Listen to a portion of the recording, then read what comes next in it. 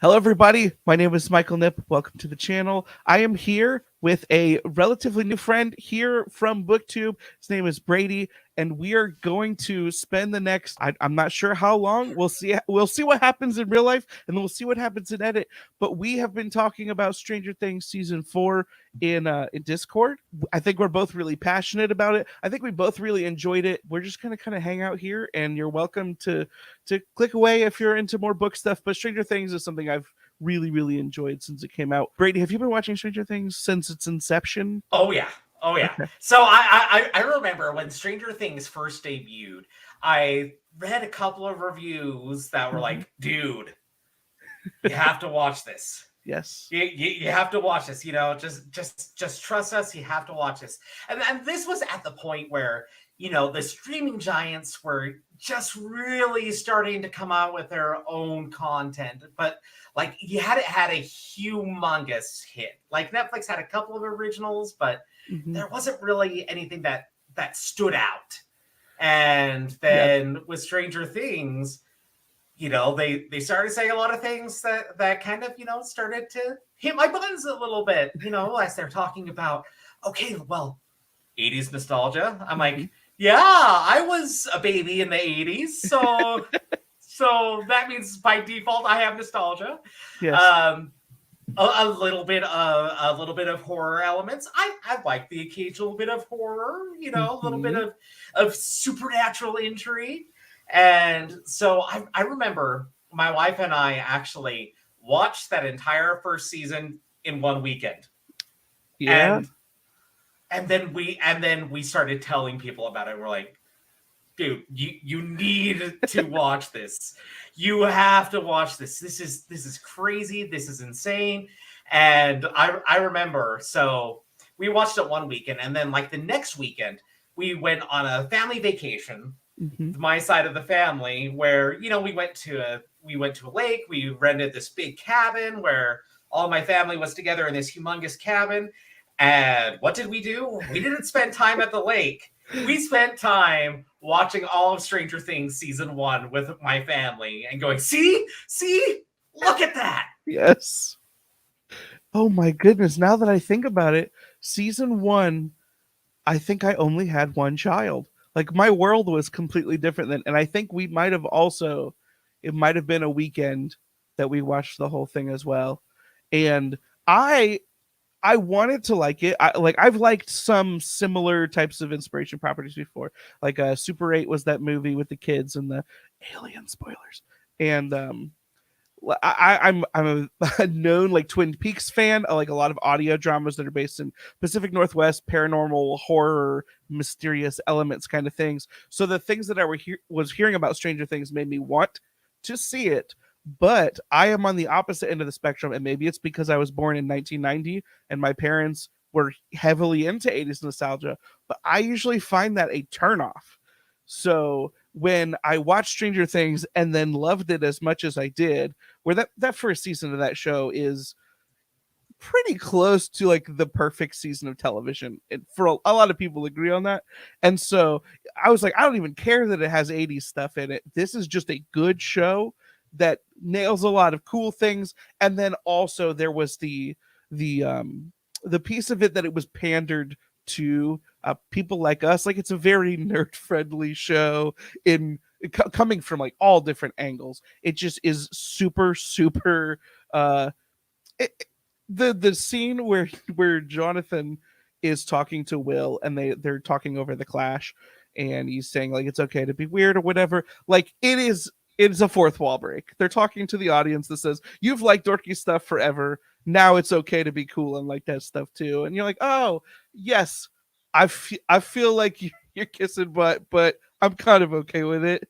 And that first season ended perfectly.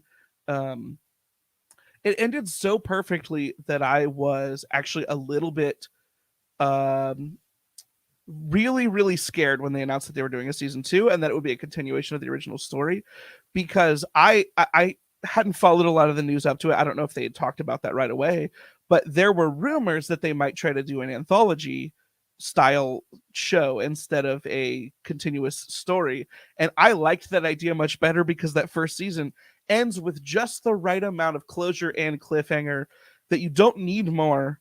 You're left satisfied, but it can live on in your brain. That's kind of my favorite types of ending.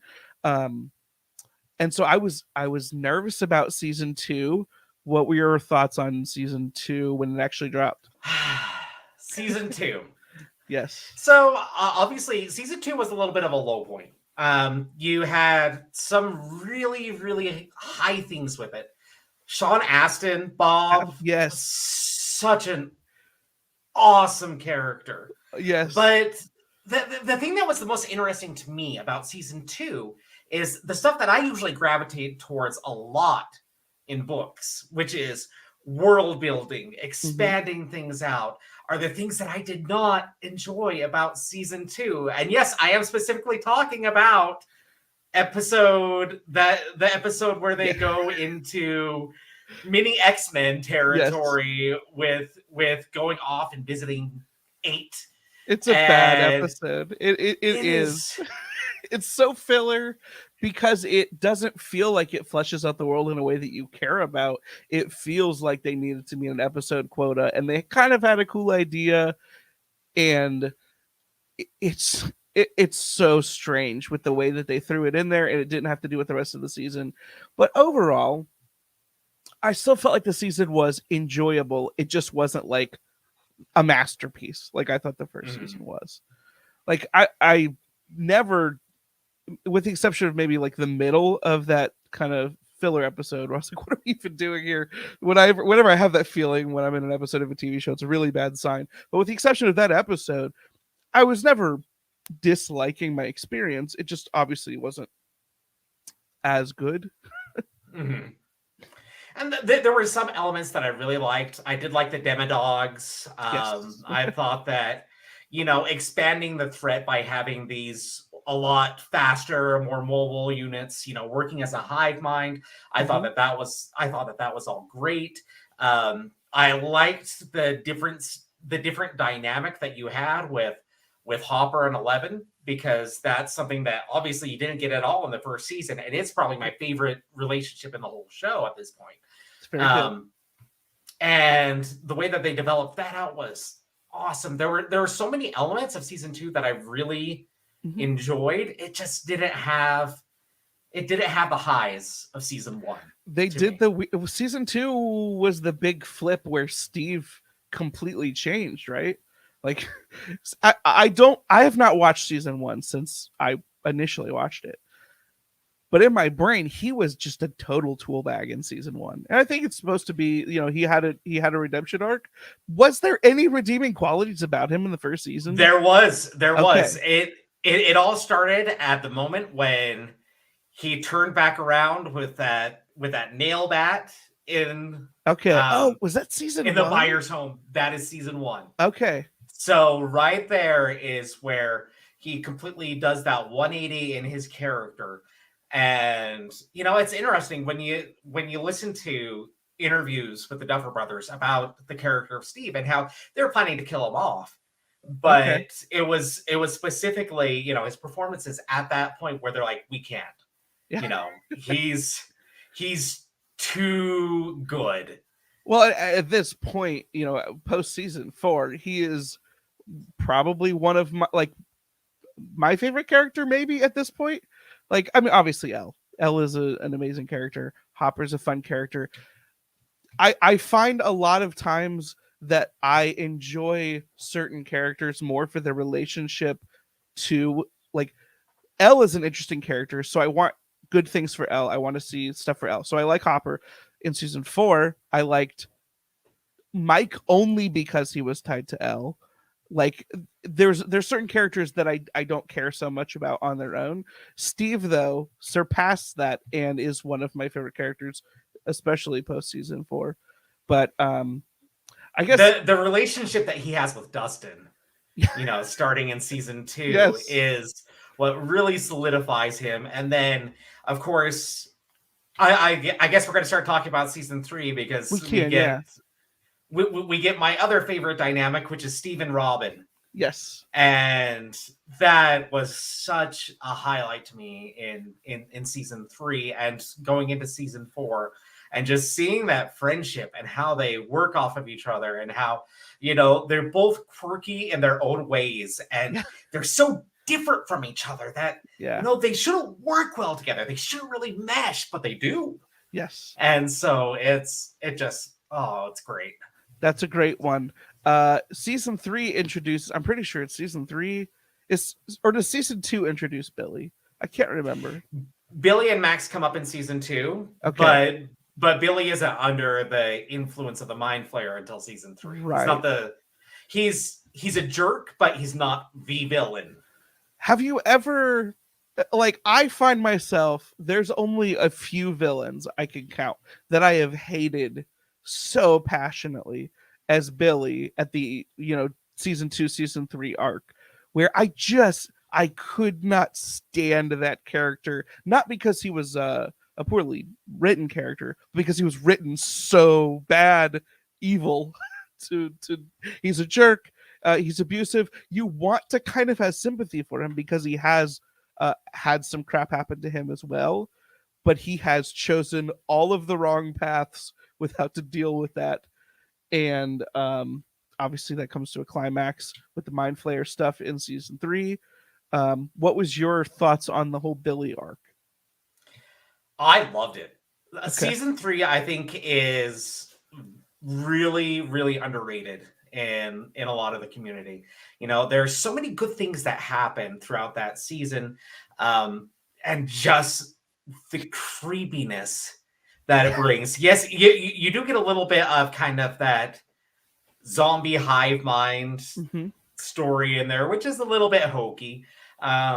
You get, and this is something that I completely forgot about until my wife and I rewatched it just before season 4 aired. Mm-hmm. And I'm like, oh yeah, Carrie Elwes is in this show in season 3. He's the mayor. And he's like a major part of that season. And I completely forgot that he's there. I mind wife that as well. And it's I think that season 3 does a lot of things really well. As you'll notice, if you can see my shirt, it is a shirt from season 3. And I loved so much of what season 3 brought out. But really, I think the reason why season 3 is, it's my number 3 season overall, but Okay. But the reason why it ranks as it does is it's mainly because of Steve and Robin. Okay, yeah. It's good stuff. Now, I didn't do any rewatching up to season 4. I knew that season 4 was coming out this year. Didn't know when. I thought it was going to be Halloween time because that usually makes sense in my head because it has enough horror elements. I was blindsided when I was watching YouTube, got an ad for Stranger Things season 4, and it was coming out like in a week. I was like, oh crap, I've actually got to like clear my schedule now. And I wasn't able to binge it in the traditional sense. I think we were basically watching an episode a day. So we did watch it, in a week, the first half. First, just structurally speaking, do you like that it releases the season at once, or do you think it would be better if they spaced it out? Here's the thing. When Stranger Things 1 came out, I'm like, yes, give me this all at once binge model. Mm-hmm. I want that. I want that so much because I just want to consume it all right away. Just get right in there. Mm-hmm. But then, it's interesting because my whole perspective switched right around because of WandaVision. Okay, yeah. And because of, first of all, just how excellent that show was, but how the week to week led to so much more discussion in boards. It led to so much more discussion with my wife, with family, with friends. And I miss those water cooler discussions now with Stranger Things, because you can't say, did you see what happened? Did you see what happened last night? Because now it's, did you see what happened in that 10 hours of television that you watched? Yes. So I'm It's a always different dynamic. I'm always fighting my gut reaction and trying to extrapolate that, put it in my mind like on a computer screen and say, is this because I'm old and I can't binge an entire show the way that I used to be able to before I had kids? Or are there other logical reasons that I might be pushing back on this? And I think that you nailed the number one reason why I think that it's better to release shows over time, which I think before it was just an advertising and time and whatever thing. But at this point now, we've reached a point where so much happens so fast all the time that if you drop a show and somebody binges it, it will not be talked about 2 weeks later, most likely. And there's a lot of societal tragic things we could talk about that and the not being able to dwell on anything very long. But the reality is if you release your show one episode at a time, one, more people are likely to be able to stay caught up because it's not that much of a commitment. Two, you get the water cooler moments. You get the I don't know if you watched American Idol when it first released, but like the day after American Idol, every single person, every radio station, you could flip the whole dial, whether they liked the show or disliked the show, you talked about it every week after the show was on. And we're missing that with Stranger Things. And it is a huge commitment to be like, did you see the 10 hours that dropped this weekend? I'm like, no, sorry, I only watched 2 of them. So I can't talk about it right now because that show, it was different. I think the way they split the seasons was most likely probably to combat that, right? Because you had everybody could talk about it for about a month, and then the second half dropped, and people could talk about it for a little bit longer. Um, do you think that worked? I, I think it worked to some extent, but Mhm. I would like to see just weekly releases until it's done. It Um, it's you know, still the like 2 weeks before it came out, I had already stopped talking about it again. Like it was still too long. It has to be a slow, steady drip, or it drops off the conversation. I stopped getting recommended videos about it again. it's out of the zeitgeist, Yep. which is a shame because this show is so good that it deserves it deserves to have that constant conversation. You know, when it comes up to Emmy season, we deserve to still be talking Yep. about Stranger Things Yes. because some of the performances in this show just need to they need to be part of that conversation year round. And with even splitting it out like they are for this Mhm. season, I appreciated that in some senses, but at the same time I was also in a situation where it's like, okay, well, here's the problem. They did weekly releases for Better Call Saul, Yep. and then they took a break in the middle of the last season for a month and a half, like right at the same time as I was having to take a break for Stranger Things for a month. And it's like, don't Yeah. do that to me. So I think, if I could just have the episodic releases every week until it's done, that's what I want. We totally agree there. What did you think about the increased runtime per episode in season 4? I thought that it actually worked well for me.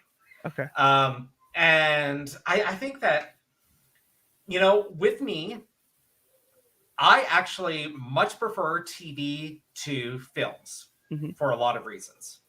But the number one reason is that I love character development. Hmm. Like I'm all about the characters. That's why I'm a Sanderson fan Yeah. because I'm all about the characters.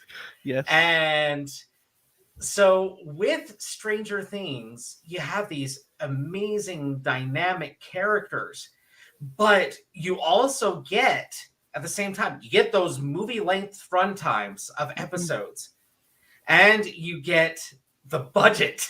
You get the movie budget, the movie level budgets for those. And it showed for sure this season.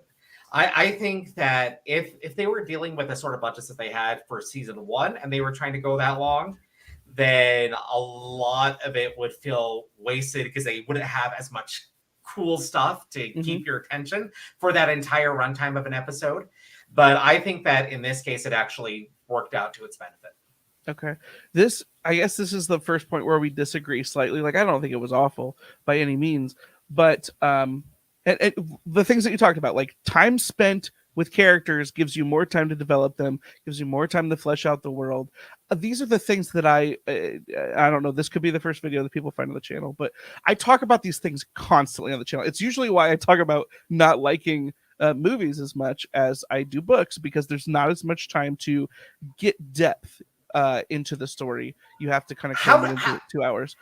how do you expect me to get involved and invested into a romantic relationship when the characters have literally known each other for 5 minutes of screen Exactly. time? Yes. And like that people are supposed to go on an emotional journey. In real life, we all know that most of the time, unless something major happens, we don't change our minds in 15 minutes. But in movies, we're expected, you basically movies are forced to constantly be making you think that you're spending more time in them than you actually are, because you really have to cram a whole story into a really short period.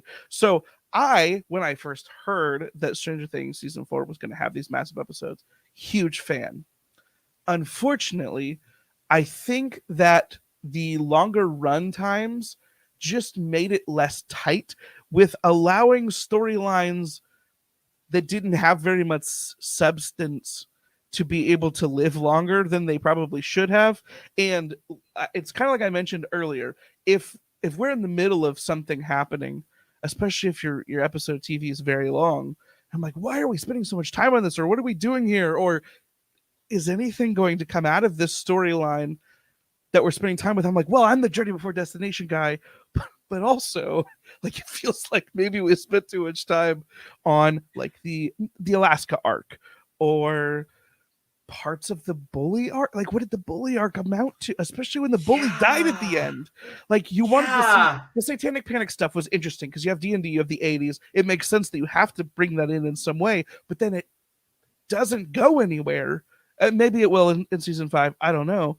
But it's like we spent a decent amount of time with Lucas and the jocks kind of figuring things out. And I thought maybe they were going to try to do a plot twist where maybe the jock was kind of bad, but not all the way bad. And then they're like, no, he's very bad. And then he dies. And you're like, wait, what was the point of all of that? What was, and then the Alaska arc, I think, is probably the worst um instance of it. I don't want to dive into it too long, but like, what did you think about the Alaska arc, I guess, specifically?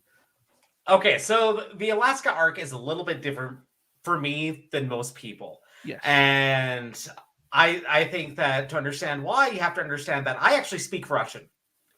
I lived in Russia for a couple of years. I I love that people love that culture. And a lot of the time, Russian, when you have Russian in American cinema, it's Mhm. all spoken very badly. The grammar is horrible, Yeah. or it's just completely unintelligible. I will say that as a Russin speaker, I went I went from before I spoke Russian, Hunt for Red October, one of my favorite movies of all time. Mhm. Now I cannot watch it. It is dreadful just hearing Sean Connery go, Ochan Harasho. And it's so bad. But here it's actually very, very well done. And so that obviously had me excited anytime that there was a possibility of hearing some Russian. Yes. And then you add to that, Murray, I think, is the underrated character of this series. Like, just give me all the Murray that you can, because I think he's hilarious. I love that actor in general and everything that he does, because he's always so weird and eccentric, but he does it in a way that only he can do it, and it's played off magnificently. So I'm there for that. What I wasn't quite there for as much was, I don't know, Joyce kind of grates on me a little bit Okay. sometimes. Interesting. Um, and then it did seem to go on for too long, and it felt like a lot of the times you were taking one step forward to then take two steps back in the story. Yeah. You know, Hopper escapes the prison. Hopper is caught and taken back to the prison. Yeah. Hopper does this. Oh, nope, he's back to right where he started. So it felt like there wasn't much progress from a plot perspective. Yes. And I think that that is really the big failing of the Russia arc It, is just that there wasn't really progress. And even in that finale, which that finale was magnificent mhm. in so many ways. But the fact that once again they were out of the prison and they're like, okay, let's go back, We had to go back. and Yeah. and, and so That that that felt super contrived too. Like the yeah, way that they and like I've made fun of the word contrived being used because of course it's a story that's written by people, but it didn't feel natural that the conclusions that they came to at the time they came to them made the most sense. Um, I guess this might be a good opportunity because like I might be asking you questions here. Do you want to go ahead and share some of your experience as like being a story writer or your experience with this kind of thing? Because I think it's going to be relevant for this discussion. oh, definitely. So a lot of people may know me from Rogue Life, which is a podcast that actually Michael reviewed on the It's a channel. it's a Um, great show. it's a lot of fun. And so a lot of what I had done in writing up to that point was, I've written a lot of sketches, I've written a lot of comedy things because at heart I'm a comedian. I do a lot of onstage comedy, I do a lot of improv comedy. Um, and it's something that I really enjoy doing, especially, there's enough grimdark in the world that I don't really want to put that out there, myself. I want to add to the levity. I want to, have good natured fun.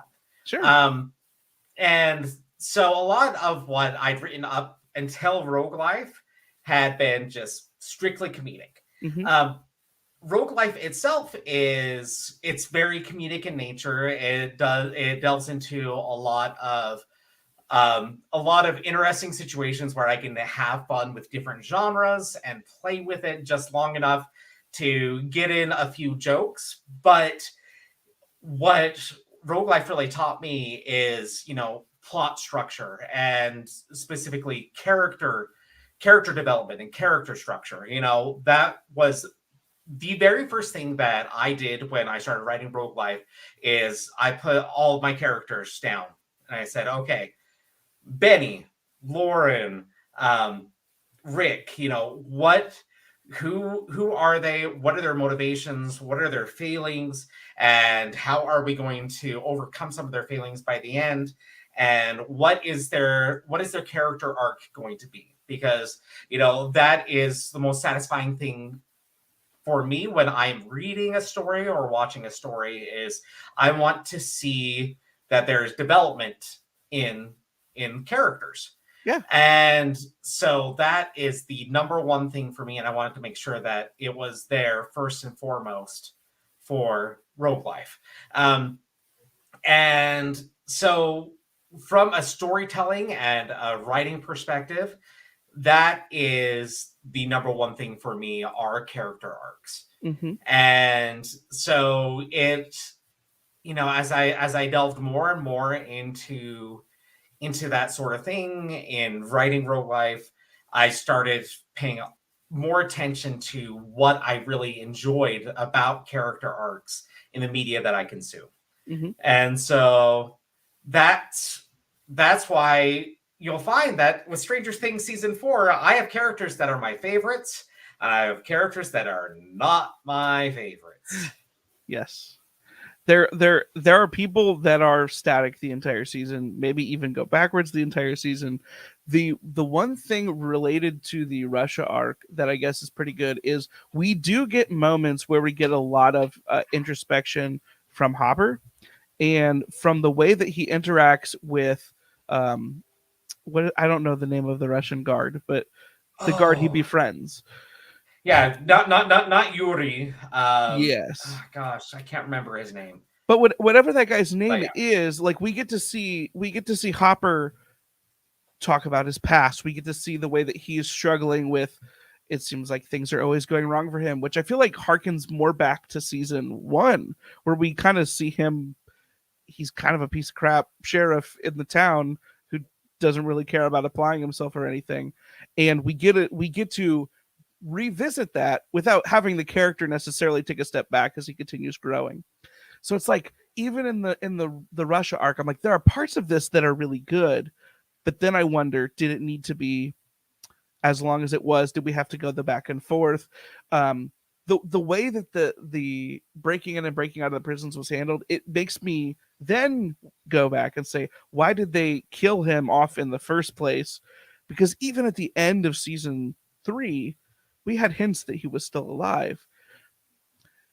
In my non-writing opinion, I think they could have fixed the Russia arc by having them find out more information about the Upside Down from the Russian Research Center. Like if they'd found out more information that they could then bring back, it could have made it more useful, um, and more interesting as a whole.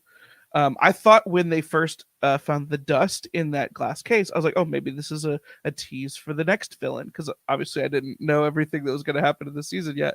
I thought maybe they were going to have to break in there and steal some data or something. But instead, we kind of like, even the hive mind idea was something they introduced in season two. So it was like, okay, well, we got to meet a new character, though. Yuri, I wanted to kick really hard. He was a real bad character, as far as being a backstabber constantly. Couldn't trust him at all. As you mentioned, Murray is amazing. I wasn't as immediately in love with Murray when they introduced him, but over time I've become a huge Murray fan. Um, what do you think they could have changed about Russia potentially to make it more palatable? Maybe just less time. Like, what are your thoughts there? I think that they really could have the time. They could have focused a lot more on Hopper's emotions because, as you mentioned, that is, That was a you know, great that part. It was a good part. oh man, because we find out, it's been interesting because one thing that I like to do is I do like to go onto YouTube and just watch people's reactions Hmm. to an episode of a show. And I went back and I actually watched some people's reactions to some of season one, just because I'm like, okay, now that we know where things go, I want to Hmm. see what people really thought about season one at the time. And every video that I watched, people were like, I hate this cop guy, What? this Hop, as in the first few episodes, because you Okay. don't really understand that context of where he is. And by the end of the season, you understand that, okay, yes, his daughter died, and Yeah. that was really hard on him. But it wasn't until this season that you found out that because of what he went through in Vietnam, that he blames himself, Yeah. with some of the biological warfare stuff that happened. He blames himself for his daughter getting sick and Yeah. They for his touched some daughter dying. seriously heavy things there. And it just added so much back to that first season. And now I kind of want to go back and watch it with Yeah. that in mind, because the Duffer brothers are very much planners. Hmm. I mean, obviously, it's a lot of elements with writing. You do makeup as you go along, and Yeah. then you can retroactively fit things and make it look like you had more of a plan than you actually had. Yes. That happens all the time in writing, but it feels like that element of Hopper's character is something that was ingrained there from the beginning, I and we think that didn't really was. get the Yeah. payoff until now. Hmm. I always enjoyed Hopper's character even from the beginning because I'm a Twin Peaks fan, and it seemed like he was the twist on the Dale Cooper character. Like instead of being the lovable outsider who comes in and he's totally into everything, he was the like, nah, screw all this crap. I'm just gonna freaking drink my life away. Yeah, yeah. Mornings are for coffee and contemplation. Do you think? Do you think that the Vecna arc was planned entirely from the beginning? Because I have been battling myself internally about it. I feel like it was, and that's because with going back and watching some of the reactions to season one, Mm-hmm. um, in the first episode, they have moments in there where you're like, wait a second, that was totally a Vecna thing. Okay. Because you have when Will is first abducted. Mm-hmm. First of all, the Demogorgon wouldn't have abducted. He would Mm-hmm. have just straight up murdered because that's what the Demogorgon Yes. does. Then you notice that wait, there's a little bit of mind powers going on here with moving the lock from the outside. And Sure. then there's another moment where you actually hear the clock. I have You heard that there. hear Yeah, I've seen you like hear the TikTok Vecna clock. compilations of the clock chimes in all of the seasons. Actually, I think, and I like that. I haven't rewatched it. I want to rewatch it and see how much there was there that was foreshadowing, because the more that was foreshadowed, the more I think that it's awesome. The struggle that I have is I have to change my own expectations. Where to me, the show always felt like it was just like eldritch horror type thing, like, oh, we touched a power that cannot be contained. And while I thought that it was awesome, especially the execution of how the Vecna reveal was handled with, um, what is his one? Is that his number? Number one. Yep. Um, with how that was handled was really cool. I was like, how much of this is a retcon and how much of this did they lay the pieces ahead of time? Because I had completely built in my own head what type of horror we were dealing with, instead of it almost being a little bit of a personal vendetta. So I don't know how I feel about that entire shift, but I still am having fun with it, even if I haven't finally made that resolution with how I'm across there. I think that the bones, at the very least, were there. They might Yeah, not have known that it was Henry, but yeah, I think that they knew that they wanted the big overarching villain to actually be someone like 11, hmm, someone who was that number one. I think that was there from the beginning, but they didn't have all the details in place. But it's interesting, from a writing perspective. Like, I would try, as I wrote Rogue Life, I would try to add in foreshadowing elements. yes, But then at other points, I realized that element that I had earlier could be foreshadowing, and I didn't even think about it at that time. oh sure, But yeah. it's something that I could, add to it and change and adjust on the fly. And I think that you did have some of that going on, where they had certain elements that they knew that they wanted to have in place, and it was just all a matter of calling back Hmm. to certain things and then building on it as time went on. Okay, sure.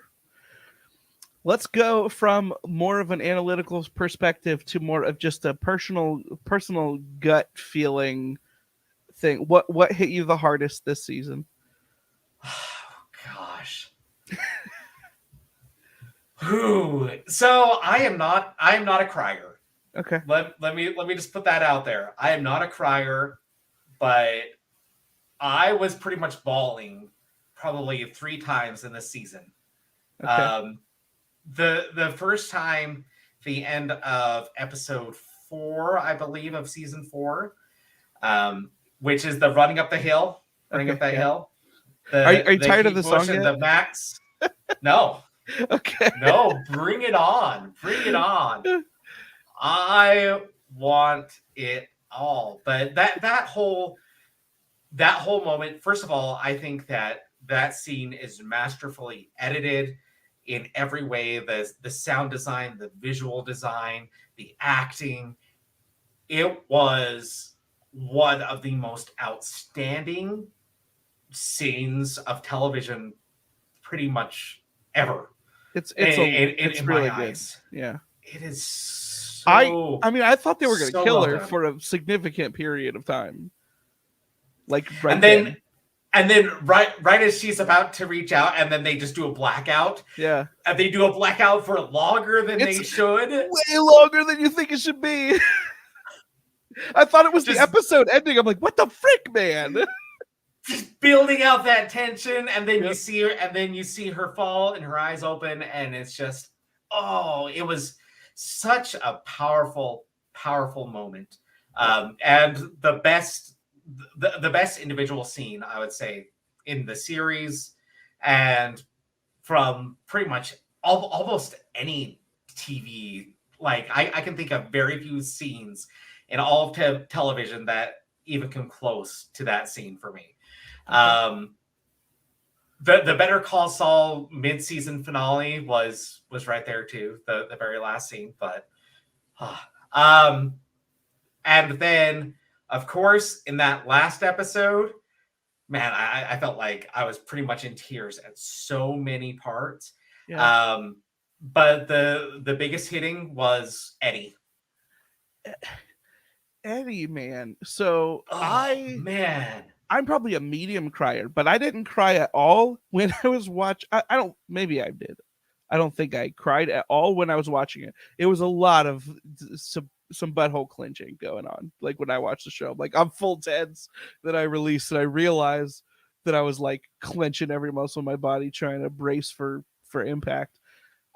Except for the Eddie scene, did not did not cry when I was watching the show.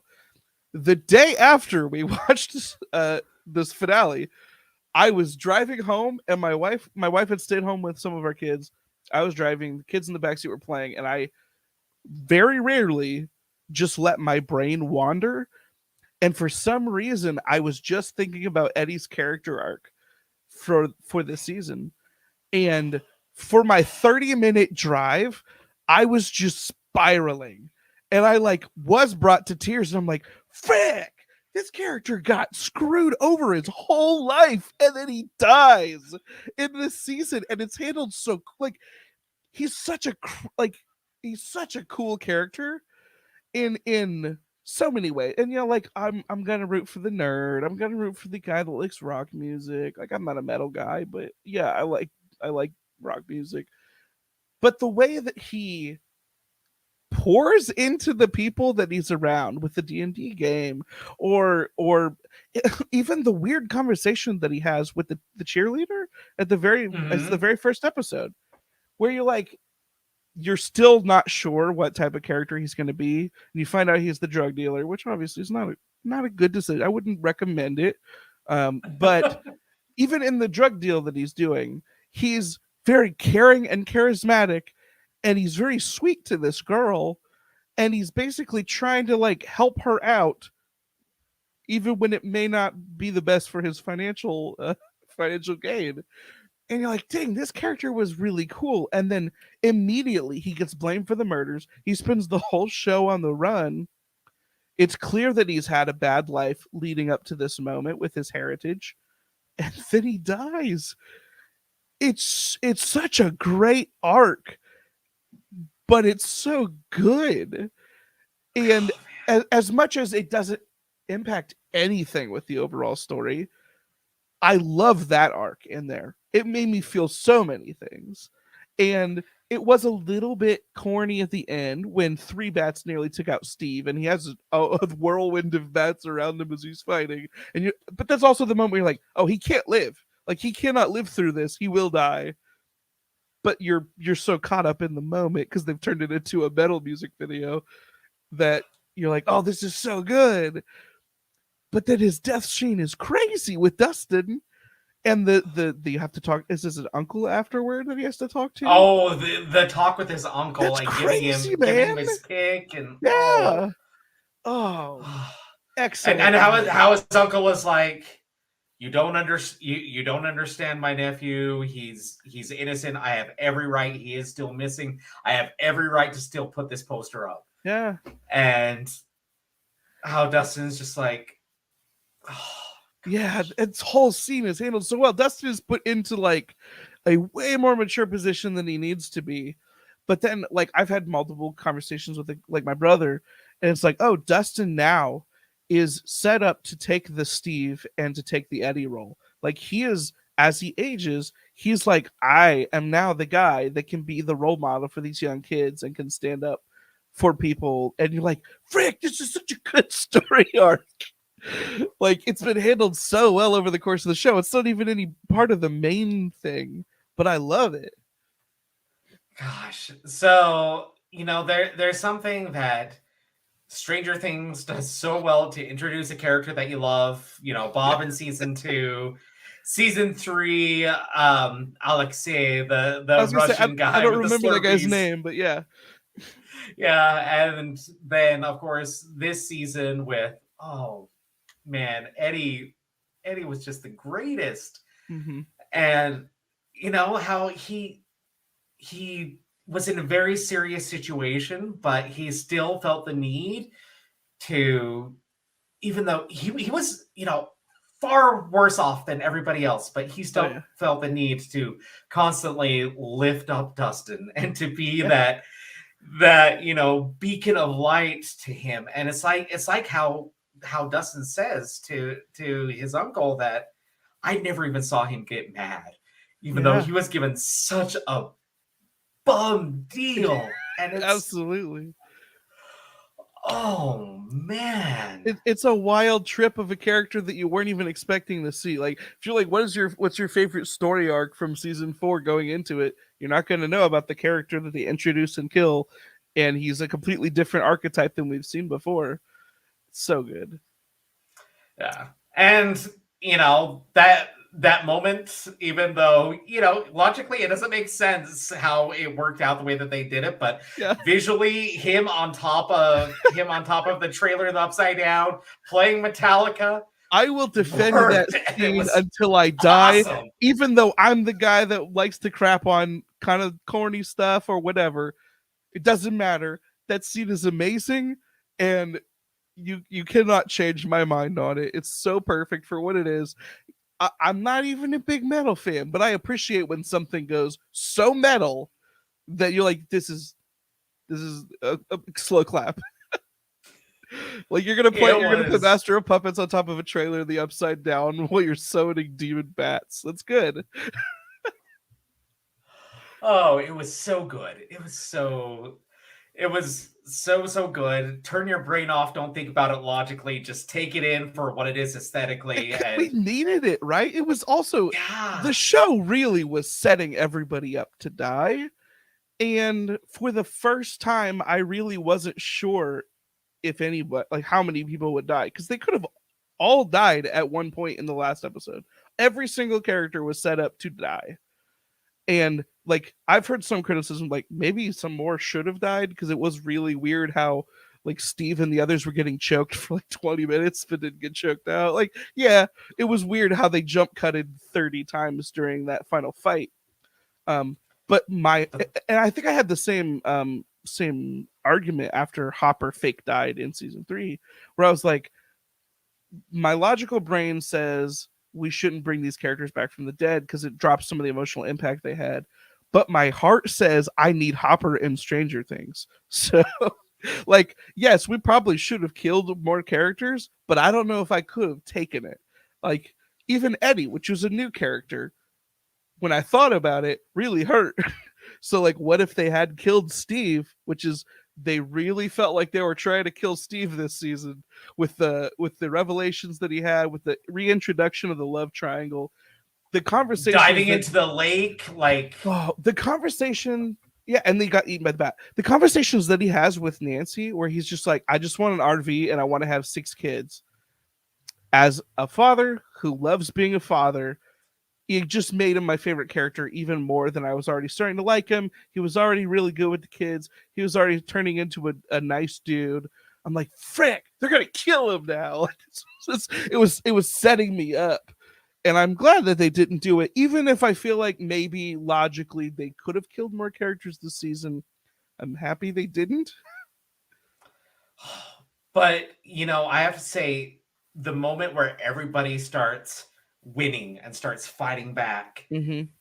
that that whole scene was so masterfully shot, so masterfully edited, and then you add in the Kate Bush running up that hill, mixed with your standard Stranger Things Yes. type music, and it worked so well. And then you have Hopper with a freaking sword, which is actually and I think that I saw that it actually is the sword from the Conan the Barbarian Okay. movie with Schwarzenegger, I think it was.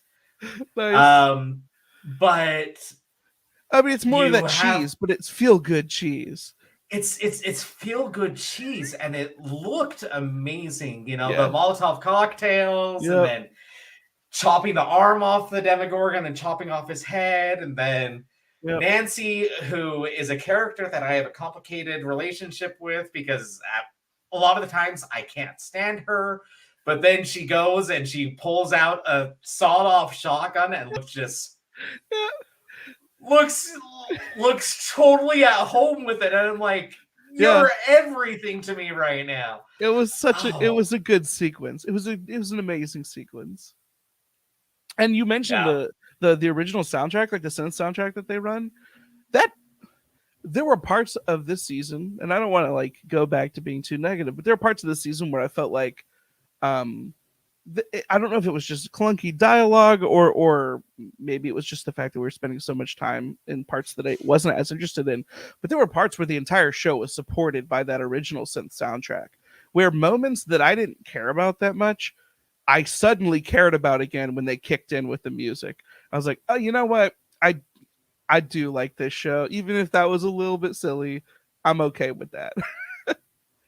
So as a musician, as a composer, I can totally say that there are times in Rogue Life, for example, that I think that the music pulled through a lot more than my writing did. So I can definitely appreciate that. I I will say that if I want to touch on one more thing that was a little bit silly, I thought, and I'm sure that it's been this way the whole time, but taking a huge break from Stranger Things, when you come back and you remember it, but you don't all the way remember it, and you watch Stranger Things season 4, the uh the sheer lack of almost any dialogue out of 11 is jarring. Like there are 30-second scenes where someone asks her a question and she just stares intensely and never answers. And it's probably been that way the whole time, especially the first season. I don't think she even talked. Like she didn't understand English. Maybe it made more sense then. But there are scenes where Amanda and I would both laugh a little bit where somebody would ask Elle a question and she just not say anything or say something kind of unrelated and she'd say one word. What's going on? But she's so Or cool.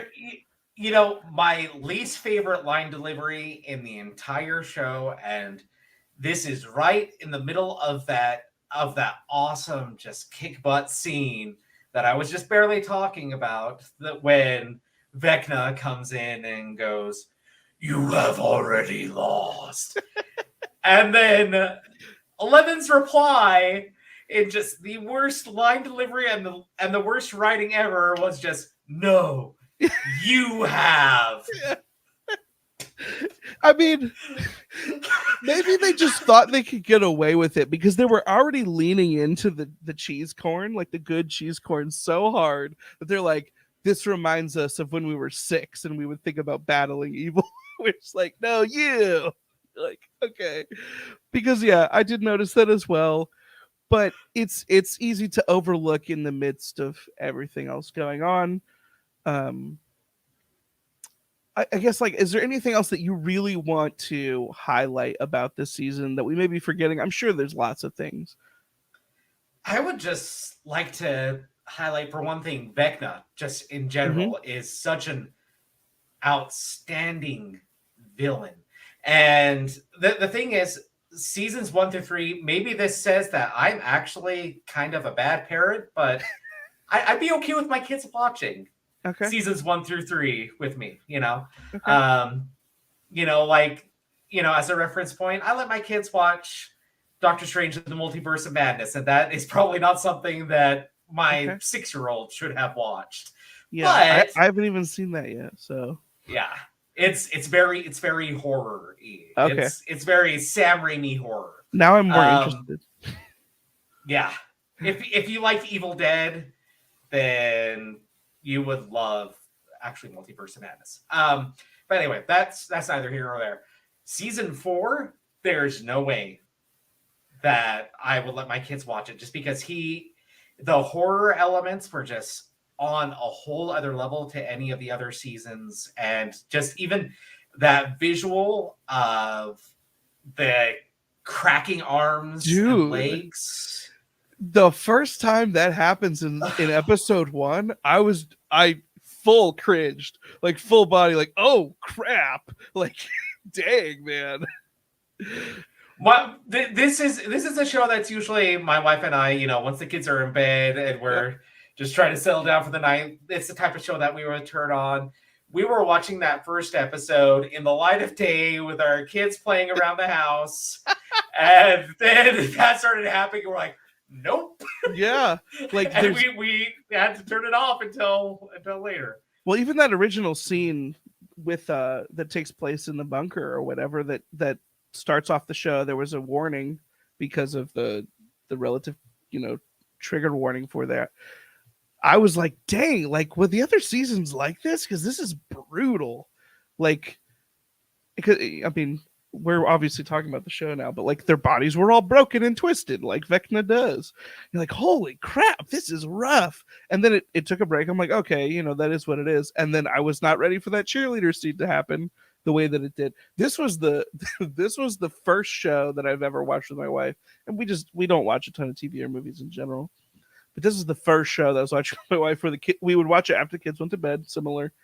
And I was like, I hope none of them get up and just walk in while we're watching this show. Because I mean, my children, probably because of my biology, have very hyperactive imaginations. They're very easily scared by scary imagery. I'm like, frick, they walk in on Vecna once, man, and it's over. It's a month of nightmares and therapy. Like, what's going on? Oh yeah. It's like rough, but yeah, the horror. I do feel like the horror was kicked up a little bit, though. I felt like it was more horror-y before. I just don't think it was as graphically violent as parts of this season. And I think that part of that is actually just they had more budget. Okay, So they could take that further because they have the budget for it. yeah, I wasn't sure what their budget situation was, but there's some really really good special effects in the season. Yeah, it was like Marvel movie level budget Okay. for this season. So it's At this point, is Stranger Things sort of carrying Netflix? Like Netflix is struggling a little bit. They might just this is their kind of Hail Mary. well, that's why they're giving the Duffer Brothers, more and more things to do I once saw Stranger that. Things is over. Like Mhm. they are actually having them do a live action Death Note, which I don't know how I feel about that. Yeah.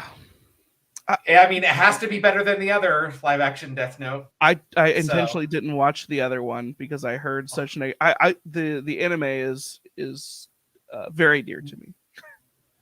Willem Dafoe was perfectly cast in it. Other than that, I cannot say a single Yeah. positive thing about Th- that. that when I first saw that, that gave me hope, and then I heard only negative things about it. Yeah, But yeah. And they're also doing a Stranger Things spin-off. I heard The that. Duffer Brothers have actually been doing a lot of great things for a long time. There is a show that they actually did right before Stranger Things that I think is very critically underrated, and I don't think that many people have even watched it. But as a fan of Twin Peaks, this is my assignment to you. Okay. Go watch Wayward Pines. Oh, okay.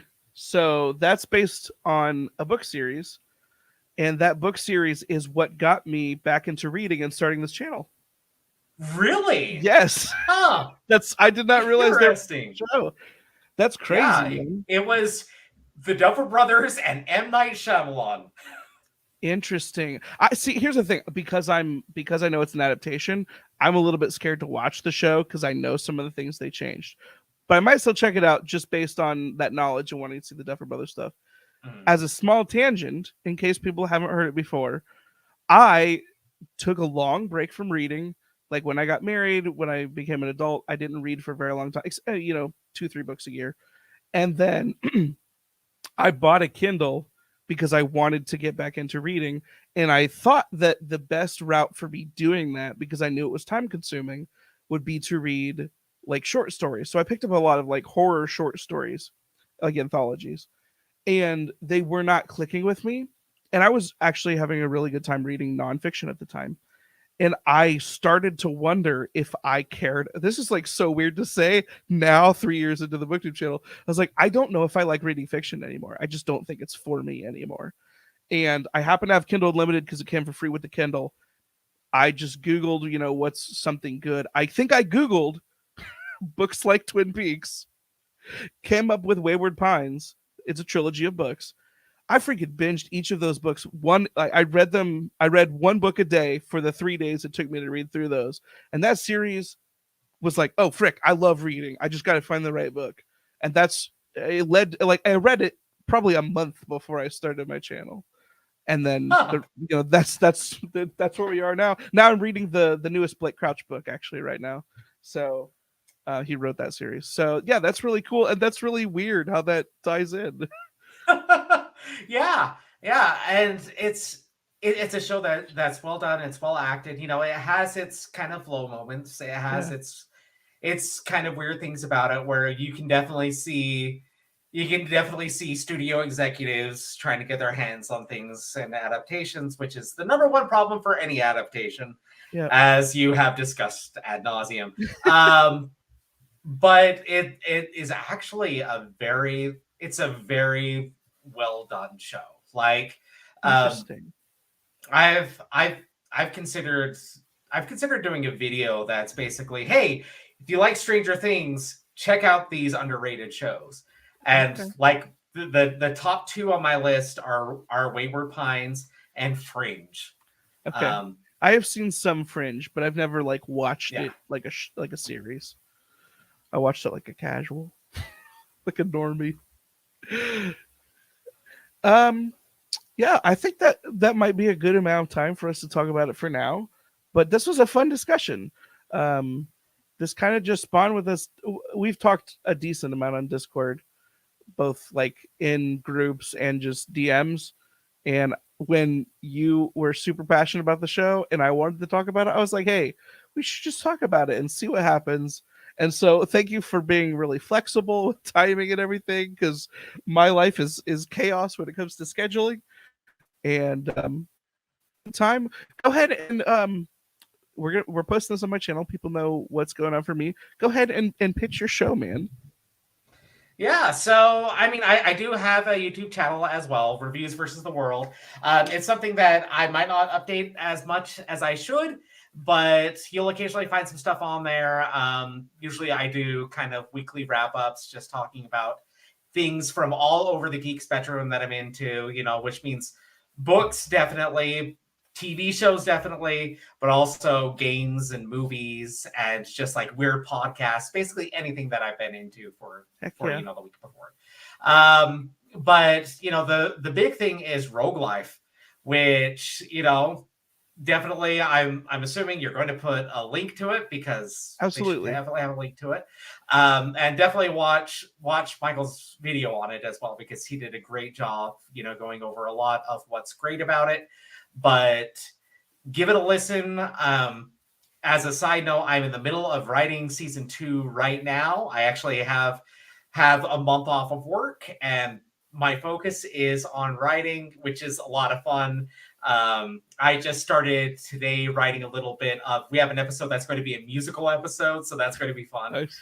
Um, but it's a good time, and what I think that you'll all really enjoy about it is because it's a show where I can delve into different genres with each episode, which means it's never going to get quite boring for you.